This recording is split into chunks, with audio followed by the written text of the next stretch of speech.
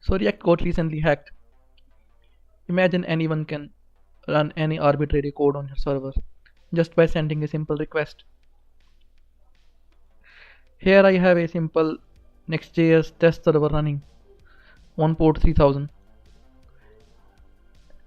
Here is my script that will be sending the request.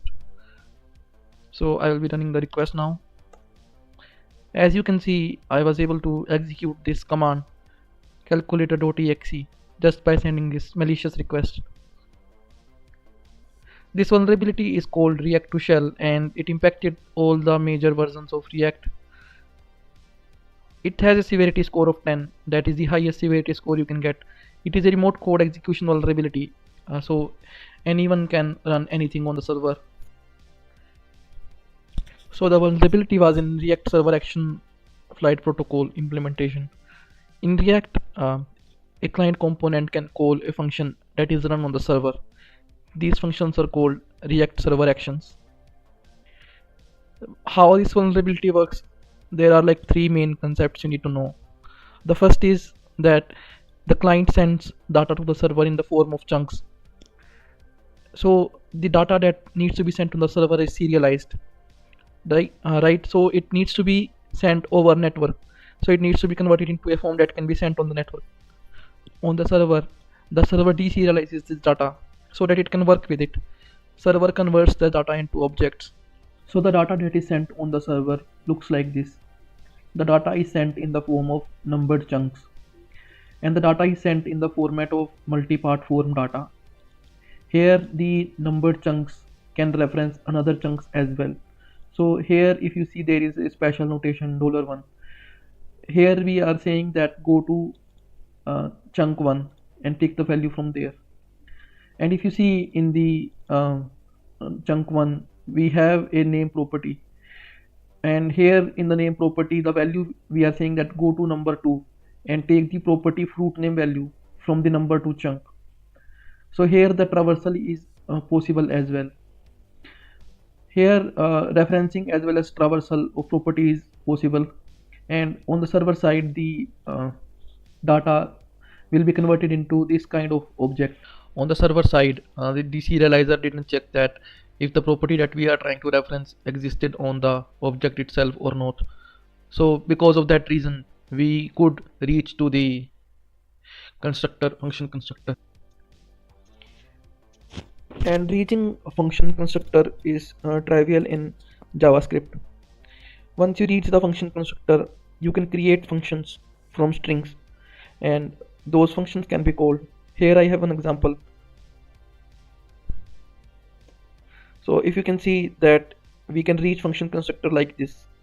So this is basically similar to this code where we have this function constructor and we are passing this string, and that function can be called. So once attackers got access to the function constructor, they needed a way to execute the function, and they utilized one trick in JavaScript.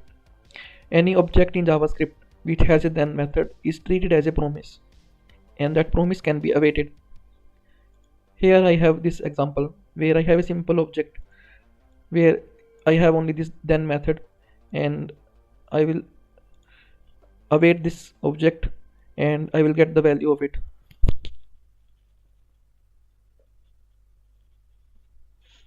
If you can see that this is a way to execute these functions or call these functions.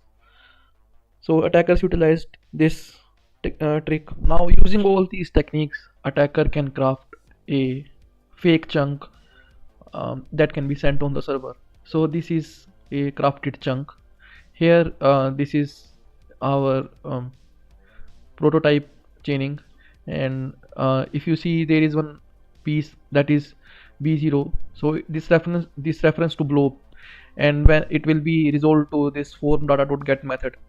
And here we are going to the function constructor, and to execute the code we need to pass it in the prefix, and here this prefix we are passing this string, and anything that we are passing here will be executed on the server. So what attackers did while targeting these vulnerabilities, they installed crypto mining tools on the servers, vulnerable servers, so that they can mine cryptocurrencies. And who are the resources? Many also installed tools like Silver.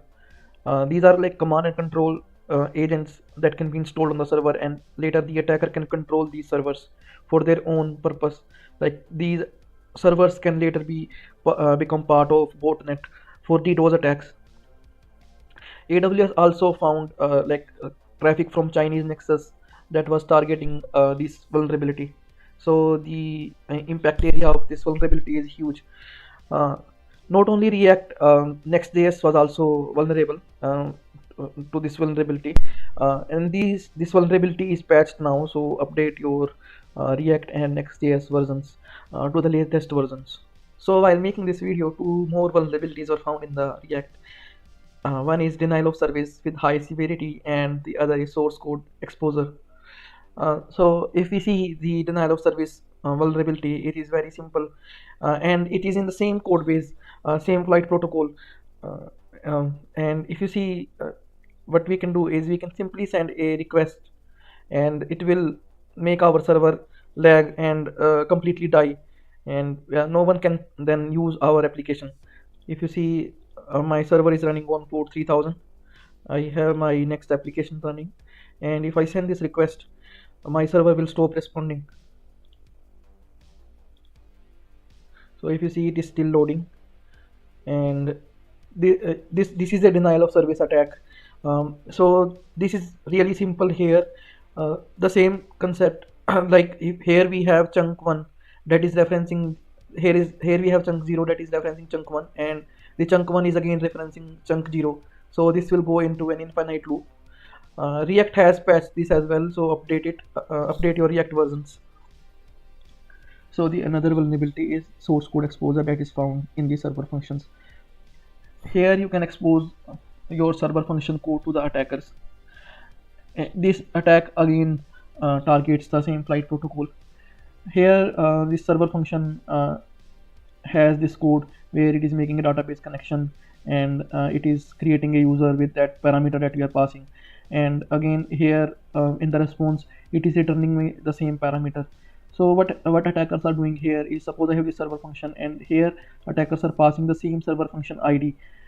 Basically they are doing server function, and in the parameter they are passing again the same function, and on the server this code is like deserialized and stringified. And once it is stringified, right, the function, when it is stringified, it will give us the code of the function, and this way the code can be exposed to the attackers. If you were having any of your secrets hard coded, like secret keys to make database connections, it can be very risky. But if you were using environment variables, you are good. uh, this vulnerability is also patched, so update your React and Next.js version. Thank you for watching this video. Subscribe for more videos. Share with your friends.